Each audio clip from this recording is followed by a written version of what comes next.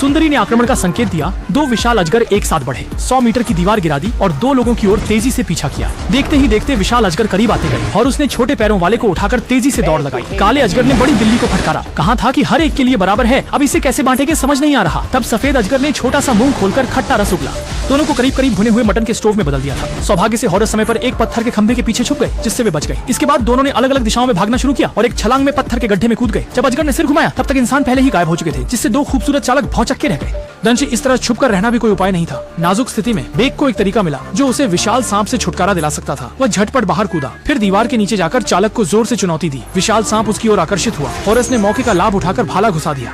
किसी ने नहीं सोचा था कि विशाल अजगर की त्वचा इतनी मोटी होगी कि भाले का हमला उस पर कोई असर नहीं करेगा। हॉरस जोर से गिर गया, लेकिन सौभाग्य से उसकी फुर्ती के कारण वो अजगर के हमले से बच गया और सही सलामत निकल आया। दूसरी ओर बेकर को सफेद अजगर ने बुरी तरह से घेर लिया था। संकट की घड़ी में हॉरस मदद के लिए पहुंचा। वह पत्थर के खंभे पर चढ़कर कूदा और सफेद अजगर पर जा गिरा, फिर तेजी से चालक को निष्क्रिय कर दिया।